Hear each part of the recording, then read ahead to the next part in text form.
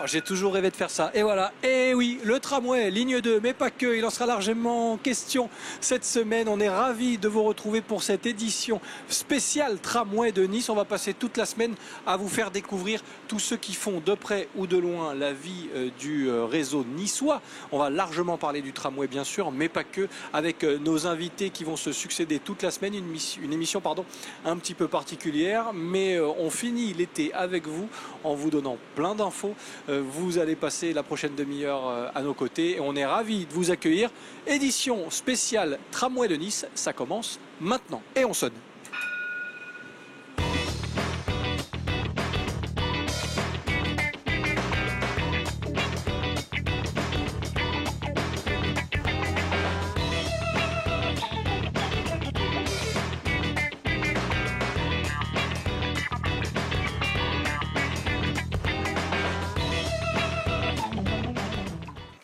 Soyez les bienvenus, on est très heureux de vous retrouver pour cette édition spéciale Tramway de Nice bien sûr. On va largement s'intéresser à celui qui a rejoint finalement la ville de Nice et avec qui on passe de bons moments puisque le tramway est là, il est bien installé plus que jamais et on continue de découvrir son histoire récente aussi avec nos invités dans quelques minutes. On va vous détailler le programme, je vais vous présenter nos invités puisque toute cette semaine ils seront deux.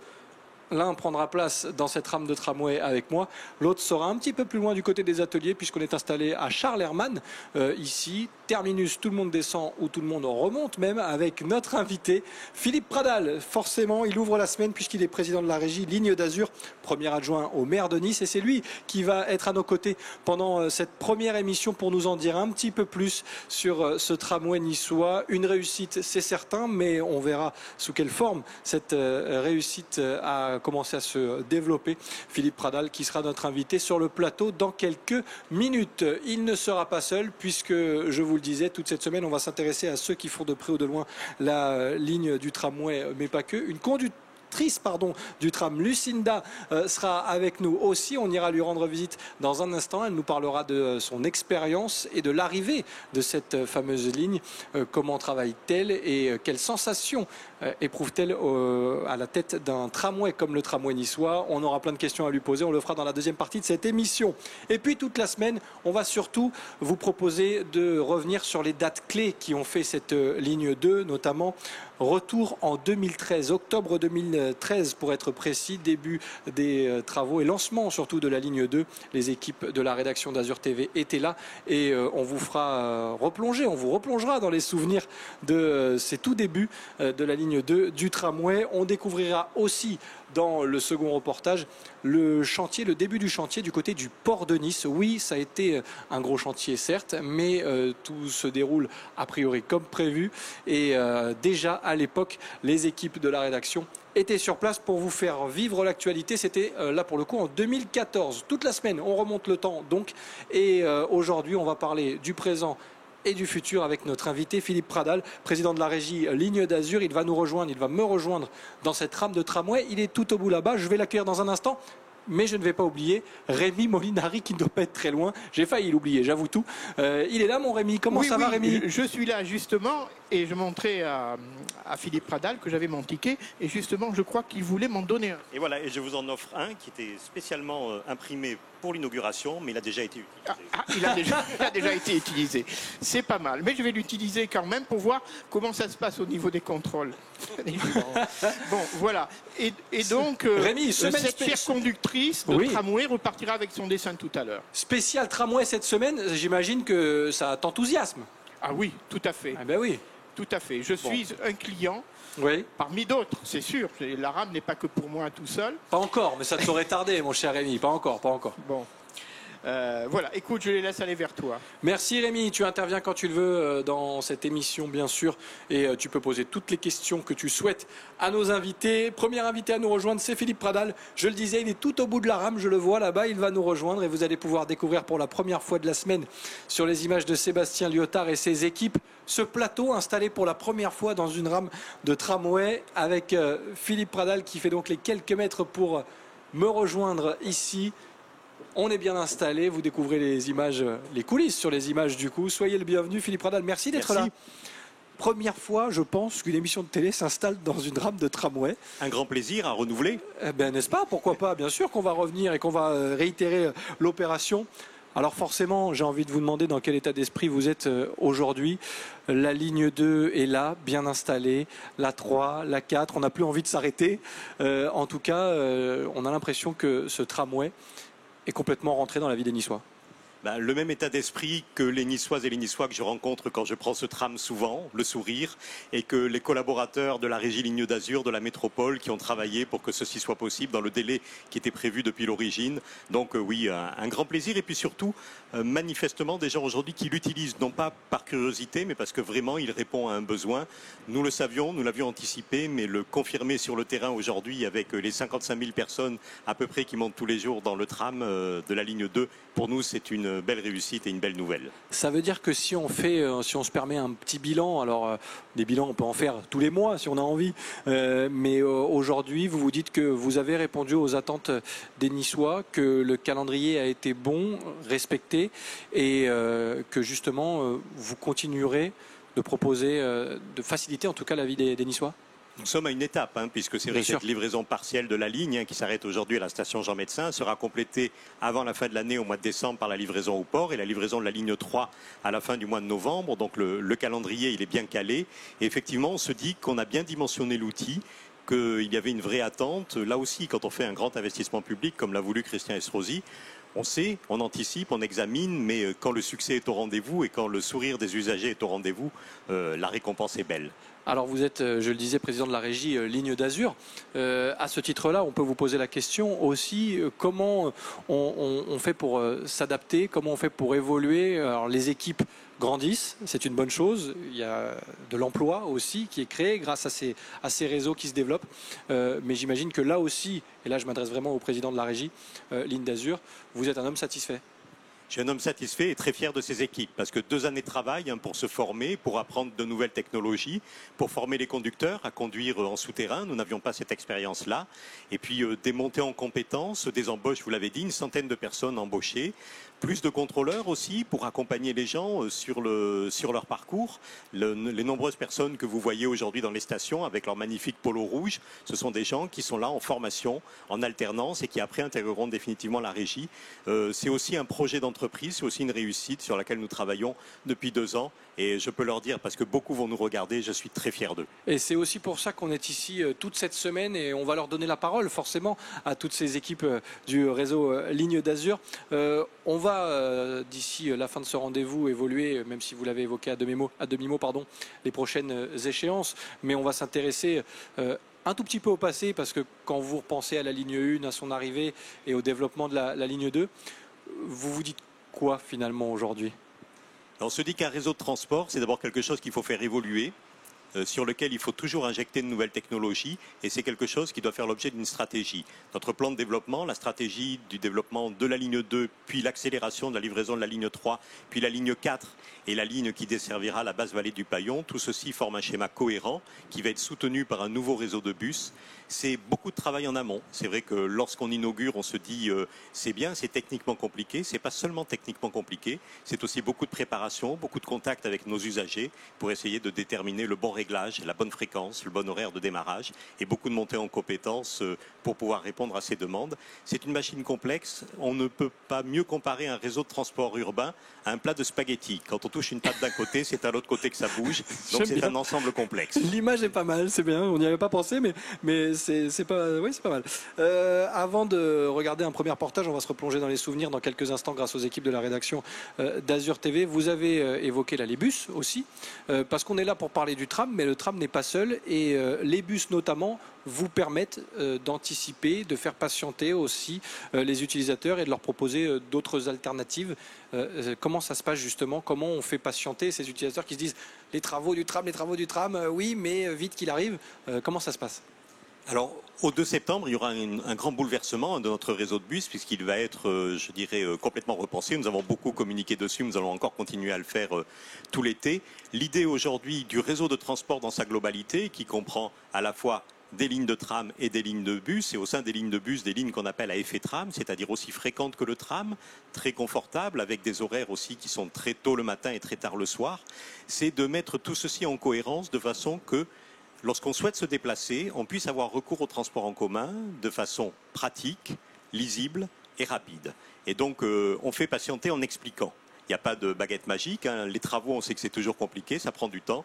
En revanche, ce qui est certain, c'est que les usagers, les clients, les administrés, quand on leur explique ce que l'on fait et quand on prend le temps d'être sur le terrain avec eux, d'être dans les comités de quartier comme le font les équipes de la régie Ligne d'Azur, on arrive à faire passer les messages et c'est ça qui est important parce que ce réseau, nous ne le faisons pas pour nous, nous le faisons pour nos usagers, nous le faisons pour les Niçoises et les Niçois et tous les métropolitains. On continue d'en parler bien sûr dans cette émission avec un reportage tout de suite avant de continuer à discuter avec vous Philippe Pradal quelques minutes. Vous vous souvenez de ce que vous faisiez en octobre 2013 ? J'imagine. Plutôt, oui. Ouais. Et bien, on va se replonger dans ces souvenirs, puisqu'en octobre 2013, les équipes de la rédaction d'Azur TV étaient là sur le qui-vive, puisque la ligne 2 allait naître, forcément.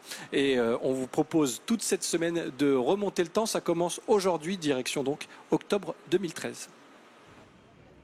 Coup d'envoi hier des travaux de la nouvelle ligne du tramway aux Mines. 11,3 km de tracé, 20 nouvelles stations, du port aux 2 nouveaux terminus, le centre administratif et l'aéroport. En 2017, on circulera mieux. Nous aurons supprimé 1600 bus qui ne circuleront plus sur les voiries d'est en ouest. Nous aurons une capacité qui sera passée de 70 000 à 140 000 usagers jour. Nous aurons fait baisser de près de 18% les émanations de gaz à effet de serre. À Nice-Ouest, cette nouvelle ligne vise à supprimer un flux de 20 000 voitures par jour. Elle permettra de relier ce secteur au port en 26 minutes. Sur le parcours, 4 stations souterraines, de Grosso en passant par Jean Médecin et Garibaldi jusqu'au port. Un projet jugé trop cher et inutile pour l'opposition. Le montage financier pour le financement de la ligne 2 avec le tunnel n'est pas finalisé, qu'il manque encore entre 100 et 200 millions d'euros. Donc aujourd'hui, le maire de Nice s'engage dans une logique, il s'entête dans ce projet de tunnel qui va, je dirais, plomber lourdement les finances de la ville pour des décennies et surtout qui va empêcher de réaliser dans les années à venir la ligne 3. Pour la majorité, il n'y a plus de débat. Le projet de souterrain de 3,2 km est planifié pour 2019. Le coût est justifié en faveur de l'intérêt général. On va plus vite d'un point à un autre quand on est en souterrain que quand on est en surface. Tout simplement parce qu'en surface, vous avez des voitures qui passent, vous avez des feux rouges, vous avez d'autres fonctions. On ne touche pas au patrimoine bâti, on ne touche pas aux arbres. C'est qu'en termes aussi de performance, de technique, avec un tunnelier, on l'a vu dans de nombreuses villes dans le monde, on est sur un système très sûr, c'est-à-dire qu'il ne touche pas aux fondations des bâtiments. Les travaux concernant le tunnel débuteront mi-2014 rue Ségurane. La première tranche du tramway de Nice-Ouest jusqu'à Jean Médecin sera livrée en 2017. Coût du projet 92 millions d'euros. Elle permettra le transport de 105 000 personnes quotidiennement contre 70 000 à ce jour. Voilà, premier épisode de notre retour dans le temps, octobre 2013. Vous l'avez regardé un petit peu ce reportage. Finalement, voilà, tout s'est bien passé. Et quand vous voyez ces images, vous vous dites que vous avez bien fait de vous lancer dans ce projet incroyable. Ah oui, c'est sûr. Paris tenu, Paris gagné. Et je me disais aussi en voyant les images, ça ressemble exactement à ce qu'on avait annoncé. Et ça aussi, c'est important, que quand on lance un grand investissement public, parfois, il y a des ajustements, on va dire. Et là, les stations, elles ressemblent à ce qu'on avait dit. Les arbres ont été plantés comme on avait dit. Il n'y a pas eu d'effondrement comme on avait dit. C'est aussi la garantie d'un contrat passé avec la population. Quand on a lancé ce projet, on dit on va vous livrer le tramway et il n'y a pas eu d'incident. Alors, avant de terminer et d'évoquer précisément les lignes 2, 3, puis 4, évidemment, les prochaines échéances. On en reparlera bien sûr tout au long de la semaine, mais on va le faire aussi avec vous dans quelques secondes. Je voulais qu'on revienne sur les avantages de ces nouvelles lignes. Est-ce qu'on peut parler des itinéraires, de l'amplitude, évidemment de la fréquence, puisque c'est ce qui intéresse les utilisateurs. Ils ont envie d'une vie pratique, simple, efficace. Est-ce qu'on peut en savoir un peu plus ? Si on parle de son parcours complet, cette ligne 2 qui est connectée à 2 endroits avec la ligne 1, elle dessert un schéma qui va du port à l'aéroport ou de l'aéroport au port. On voit d'ailleurs aujourd'hui quand on prend le tramway ligne 2 à l'aéroport ou qu'on se rend à l'aéroport que l'usage il est complètement acquis. C'est un moyen qui est très sûr et très rapide. Pourquoi? Parce que dans la partie la plus dense de la ville de Nice, le parcours souterrain nous permet de rouler à 70 km/h dans le tunnel, ce qu'on ne peut jamais faire lorsqu'on est en surface. Bien sûr. Et sur le parcours en surface, étant donné qu'on traverse une partie moins dense, nous roulons à une vitesse qui reste soutenue et surtout, nous avons réaménagé l'ensemble de l'espace urbain parce que l'objectif aussi de ce projet tramway, c'était de réhabiliter un certain nombre d'endroits là où la voirie n'était pas forcément bien située, bien végétalisée. Et donc là, on a réussi à réaliser tout ça. Donc, le système de transport en commun et pas uniquement la ligne 2. Ce qui est important, c'est d'assurer la cohérence. La cohérence avec les horaires d'avion. Donc, on démarre très tôt le matin et on finit très tard le soir. Avec les usages, c'est-à-dire le fait que nous avons besoin aux heures de pointe d'avoir une fréquence très élevée qui est de l'ordre de 3 minutes sur le tronçon commun et qui est de l'ordre de à peu près 5-6 minutes sur la partie desserte exclusive Cadam et aéroport. Et puis ensuite un système très sûr parce qu'avec les portiques qui permettent d'entrer, ça permet d'avoir une fréquentation de gens qui sont dans les stations pour emprunter le tramway et pour en avoir l'usage qui va bien, soit par plaisir, soit pour travailler, et non pas pour s'y livrer à des activités que nous ne souhaitons pas voir se développer, ni dans la ville et surtout pas dans nos stations de tram. Oui, le tramway qui s'est complètement intégré à cette ville de Nice, ce qui facilite aussi peut-être l'appropriation des gens, forcément, qui ont l'impression de l'avoir vu depuis des années. Avant de terminer et de conclure cette interview avec vous, Philippe Pradal, je voulais qu'on revienne un petit peu sur les échéances futures, puisque le calendrier, vous l'avez évoqué un petit peu tout à l'heure, est tenu pour l'instant. Il le sera, on l'espère, jusqu'au bout. Les principales dates à venir, dites-nous tout.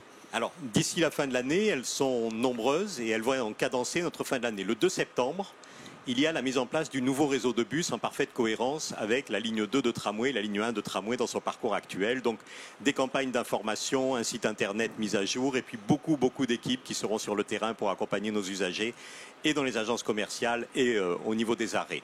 À la fin du mois de novembre, la livraison de la ligne 3 de tramway jusqu'au stade. Donc la possibilité, avec une connexion directe avec la ligne 2, d'aller au stade à partir de l'aéroport, d'aller au stade à partir du centre-ville. Ça, c'est une vraie préoccupation pour les Niçois qui sont très attachés à leur équipe de foot. Ça, je ne vais pas vous apprendre quelque chose. Tout à fait, mais il n'y a pas que qui sont très attachés à l'équipe de foot. Et aujourd'hui, la renommée de l'OGC Nice et le nouveau projet qui est porté fait très certainement que nous aurons à accueillir des gens qui viendront de loin voir jouer le gym à l'Alliance. Et enfin, la livraison au port, la terminaison de la ligne 2 au port à la fin de l'année, au mois de décembre. Donc à la fin de l'année 2019, tout le système aura été livré. Les études pour commencer à travailler sur la ligne 4 sont déjà en cours, mais ça nous en parlerons dans les mois qui viennent. Et nous serons là, bien sûr, pour prendre des nouvelles de cette ligne 4. Merci beaucoup, Philippe Pradal, d'être passé sur le plateau de l'émission spéciale Tramway. C'est des réflexes qui reviennent comme ça quand on anime une émission pendant plusieurs mois, plusieurs saisons. Émission spéciale Tramway de Nice, on continue avec un nouveau reportage. On vous propose une nouvelle fois de remonter le temps, de vous plonger dans quelques souvenirs. Les débuts du chantier au port, c'était en septembre 2014. Oui, déjà. Eh bien, on remonte encore le temps grâce aux équipes de la rédaction d'Azur TV. Voilà à quoi ressemblait le port de Nice à ce moment-là. On commençait déjà par les tramways, évidemment. Le chantier du tramway entre dans sa phase concrète avec le lancement des travaux dans le quartier du port. Ils sont répartis en 3 phases sur ce secteur. La réalisation du puits d'entrée du tunnelier, les travaux préparatoires pour la station Garibaldi et pour le tunnel de cette nouvelle ligne. Le quartier sera quand même concerné jusqu'à la livraison, puisque c'est le puits d'entrée du tunnelier et que dans ce quartier, il y aura donc ce fameux puits de 60 mètres de long par 12 de large par 20 de profondeur, dans lequel on acheminera tous les matériaux qui seront nécessaires pour toute la construction du tunnel. Dans un premier temps, les parois du puits d'entrée du tunnelier seront moulées. Rue Ségurane, des travaux de déviation de réseau seront lancés pour permettre la réalisation de la future station Garibaldi. Idem rue Gauthier, cette fois pour la réalisation du tunnel souterrain. Des chantiers qui vont impacter sur la vie du quartier, mais cependant très attendus par les commerçants. J'ai déjà un peu ma clientèle à moi qui vient régulièrement, donc je sais qu'ils continueront à venir. Maintenant, il y a un peu de bruit, c'est un peu gênant, mais je pense qu'à la fin, ce sera mieux. Pratiquement, ce quartier n'avait jamais rien eu au niveau rénovation, à part un petit bout de notre rue, là où je suis dans mon local, par rapport à la ligne 1 du tramway. Il est certain que ça va faire donc des nuisances commerciales, mais il est certain qu'à la sortie, il y aura un gros plus. Le tunnelier devrait lui arriver d'ici la fin fin de l'année prochaine pour commencer à creuser dès le printemps 2016 une cavité de 3 km 200 entre les stations du port et Grosso. Pour les automobilistes, la rue Ségurane sera fermée entre les rues Martin-Sétour et Antoine Gautier, ainsi que l'accès à la place Garibaldi, boulevard Jean Jaurès. Quant aux bus, ils seront obligés d'emprunter leur nouveau couloir rue Cassini dans le sens Mamac-Port. Voilà pour ce sujet daté de septembre 2014, parce que oui, toute la semaine, on va vous faire revivre les grandes dates du tramway, ligne 2 notamment. Et on ira comme ça jusqu'à aujourd'hui, forcément, puisqu'on termine cet été avec vous, édition spéciale tramway avec une invitée aujourd'hui, Lucinda. Comment ça va, Lucinda? Ça va très bien, merci beaucoup. Merci d'être là. Je le disais, toute la semaine, on va mettre en avant ceux qui font finalement ce tramway, qu'on voit parfois, qu'on voit moins souvent. Alors vous avez un rôle prépondérant puisque vous êtes conductrice de tramway. C'est ça. Alors déjà, depuis combien de temps? Depuis 10 ans. Depuis 10 ans? Vous avez commencé où? Comment? Racontez-nous un petit peu votre histoire, le parcours. Moi, j'étais conducteur de bus. Ouais. Voilà. Et après, on a passé l'habilitation pour pouvoir conduire le tramway. Bon, dans un instant, on va essayer d'en savoir un petit peu plus sur la façon dont vous avez appréhendé un petit peu ce nouvel outil. Mais il y a Rémi Molinari qui est avec nous, qui est caricaturiste, qui va d'ailleurs vous croquer, je crois, pendant qu'on est en train de parler. Et il a souvent une petite question à poser. C'est peut-être le cas en ce moment. Rémi, est-ce que tu m'entends? Oui, tout à fait. Je t'entends très très bien. Justement, je voulais poser une question à Lucinda. Vas-y. Elle a été conductrice de bus avant de conduire le tramway, la ligne 1 et la ligne 2. Je voulais savoir si c'était moins stressant de conduire ce véhicule qui est sur rail, qui est quand même vachement sécurisé, qui a sa piste, il n'y a pas de voiture qui coupe dans tous les sens, par rapport à un bus. On sait très bien, dans les bus, souvent la clientèle est un peu particulière, ça freine, tu vois ce que je veux dire. Voilà, je voulais savoir si c'était plus oppressant et plus stressant de conduire un tramway. Je vais la laisser répondre surtout. Alors, qu'est-ce qui fait le plus stresser? Le tramway, il fait plus stresser quand même. C'est vrai? Oui, pourquoi? Oui, tout à fait. Parce qu'il y a plein de paramètres. On ne peut pas, au niveau du freinage notamment, on est sur des rails, nous. Le bus, c'est un volant, on peut toujours essayer de garder un espace de sécurité par rapport aux usagers. Tandis que là, sur le tramway, on a la plateforme, donc on ne sort pas des rails. Donc on ne peut pas faire autre chose que freiner. Voilà, Rémi, tu as eu ta réponse? Écoute, j'ai eu ma réponse. Est-ce que le dessin avance bien? Le dessin est terminé, tu vois, je vais aussi vite que le tramway qui file à 70 km/h. Bon, merci Rémi, on ira découvrir le dessin dans quelques instants. Nous, on va encore passer quelques minutes avec Lucinda. Il est assis, j'ai l'impression qu'il attend que le tramway parte. Rémi, il ne partira pas celui-ci. Ah mais je serais capable de le conduire. Oui, moi je monte pas dedans si tu conduis, si tu vois ce que je veux dire. Mais reste bien installé, on découvrira le dessin dans quelques minutes. On va encore passer quelques instants avec Lucinda. Je le disais, Lucinda, vous êtes passée du bus au tramway. Qu'est-ce que vous vous êtes dit quand vous avez vu arriver le tramway? C'était logique pour vous de tenter une nouvelle aventure et de se dire, voilà, le tramway arrive, ou j'ai envie de prendre, pour le coup, sans mauvais jeu de mots, un virage, passer du bus au tramway. Qu'est-ce que vous vous êtes dit? C'est un bel outil, et donc c'est avec plein au niveau technologique. Donc c'est intéressant, c'est différent. Au niveau des usagers, on a beaucoup plus de monde par rapport à un bus. Donc c'est beaucoup plus de responsabilité aussi. On le sent ça vraiment? Oui, puisqu'on doit se dépanner tout seul. Donc c'est différent d'un bus quand même. Comment on se forme finalement? Parce qu'on sait, il y a des formations pour justement passer le cap et passer du bus au tramway forcément. En interne, on a une formation qui dure 3 semaines pour la L1. Pendant 3 semaines, on passe des modules, on apprend à connaître la machine, les procédures que nous devons faire en cas de panne. Et sur la L2, c'est pareil, on a eu aussi un complément d'habilitation. Oui, parce qu'il y a eu quelques années qui sont passées entre la première rame et la deuxième. Tout à fait. Qu'est-ce qui change finalement? C'est des petits détails? Ou le système d'alimentation déjà. D'accord. Voilà. Oui, on en parlera de toute façon cette semaine, mais c'est vrai qu'il faut s'adapter vous aussi finalement. Exactement. En tant que conductrice du tramway. Exactement, tout à fait. Et puis on passe dans le tunnel aussi. Ouais. Donc voilà, c'est impressionnant. C'est ce que j'allais vous demander parce que ce tunnel, on va l'évoquer et forcément il fait rêver, j'imagine, quand on est conductrice de tramway, se dire voilà, à Nice, on peut passer en souterrain, on passe dans ce fameux tunnel que tout le monde attendait. Qu'est-ce qu'on ressent finalement? C'est de la fierté? Oui, tout à fait, parce qu'on peut lancer la machine quand même jusqu'à 70. Ouais. En aérien, on ne peut pas. Eh non, forcément, ouais. On ne peut pas, donc... Et puis c'est une bonne chose. Ouais. Bon, vous avez l'air en tout cas d'être épanoui. Tout à fait. Bon, alors un dernier mot avant de conclure. Finalement, votre rôle, votre travail, bon, il y a des roulements bien sûr entre les différents conducteurs de tramway.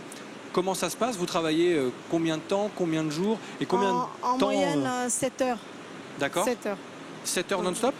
Non, pas non-stop. Nous avons des coupures, des petites coupures. Ça peut durer 10 minutes, comme un quart d'heure. Tout dépend de l'horaire que nous avons, qui nous est attribué. Ça veut dire que quoi? Ça veut dire que vous partez sur un trajet, vous faites combien de fois le trajet? 2 fois, 3 fois? Par exemple, on va aller par exemple à Jean Médecin. Ouais. On va par exemple revenir aller sur l'aéroport, Terminal 2. Ouais. On retourne sur Jean Médecin par exemple. On peut être relevé. Et là, on peut avoir un petit quart d'heure, 20 minutes. Comme on peut revenir après de Jean Médecin au Cadam ici. Y être relevé, et là pareil, c'est pareil, on a à peu près 20 minutes de pause. D'accord. Bon, Lucinda, on l'a évoqué tout à l'heure avec Philippe Pradal, notre invité, la ligne 3, la ligne 4. Est-ce que ça vous donne envie d'en découvrir un petit peu plus, vous aussi? Bien sûr, tout à fait. Ouais. Tout à fait. Ce tramway à Nice, si on résume, c'est une bonne chose pour les usagers et pour la ville de Nice. Et pour vous aussi? Et pour nous aussi, oui, absolument. Bon, absolument. Parfait. Si vous souhaitez en savoir plus, évidemment, sur ce réseau Ligne d'Azur, je vous propose, et on vous propose d'ailleurs, de rejoindre le site internet que vous découvrez également sur les images. Toutes les informations nécessaires, on parle du tramway beaucoup, mais il y a les bus, évidemment. Il se passe beaucoup de choses. Si vous voulez avoir toutes les informations, les horaires, les travaux, l'évolution des infos, vous allez sur le site du réseau Ligne d'Azur. On vous en parlera largement jusqu'à dimanche, puisqu'on va rester installé ici toute la semaine. Merci beaucoup, Lucinda, d'avoir passé ce petit moment avec nous. Et puis maintenant que vous avez mis un visage sur l'une des conductrices du tramway, peut-être que les gens viendront vous voir en disant ah, je vous ai vu, c'est vous qui étiez... Voilà. Donc on était très heureux en tout cas de vous avoir pendant quelques minutes. Avant de terminer, parce que Rémi Molinari, qui vous a posé la question tout à l'heure, est caricaturiste. Et pendant cette petite interview, il a dû vous croquer un petit peu, vous dessiner. Je ne sais pas ce que ça va donner, ne m'en voulez pas à moi. S'il faut en vouloir à quelqu'un, c'est à lui. Je préfère vous le dire tout de suite. Rémi Molinari, est-ce que tu m'entends? Oui, voici Lucinda aux commandes du tramway, ligne 2. Ah, pas mal. Lucinda, tu vois, on voit le tableau de bord. Voilà, on voit le système de l'homme mort. Elle peut en dire 2 mots. Ce que j'appelle le système de l'homme mort, c'est un appareil qu'elle doit faire intervenir toutes les minutes, c'est ça, Lucinda? Elle va te répondre. Oui, à peu près toutes les 8 secondes, nous devons appuyer dessus pour prouver qu'on est bien présent. Sinon, la rame, elle s'arrête. Ça évite notamment s'il y a un problème, un malaise. Exactement. En cas de malaise, exactement. La rame, elle s'arrête toute seule, au fait. D'accord, ok. Bon, vous validez le dessin de notre ami Rémi? Tout à fait. Ouais, c'est bon. Rémi?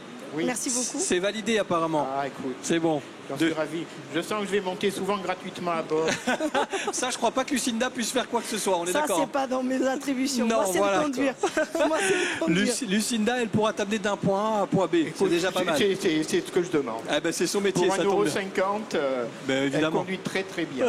Merci beaucoup, Rémi, qui a donc réalisé ce dessin depuis le poste de pilotage, la cabine. Le poste de conduite. Le poste de conduite. Ou la cabine. La cabine aussi. Bon, cabine, poste de conduite. En tout cas, vous avez été parfaite dans cette cabine de cette émission spéciale tramway. Merci Lucinda d'être passée nous voir. Merci à vous, puisque toute la semaine, on va se retrouver chaque jour pour pénétrer dans les coulisses du tramway, du réseau des transports niçois, Ligne d'Azur. Et on le fait jusqu'à dimanche avec nos invités qui vont se succéder. On va en savoir un petit peu plus sur ceux qui font le tram de près ou de loin. Merci de votre fidélité et on se donne rendez-vous demain pour une nouvelle émission spéciale tramway. À demain.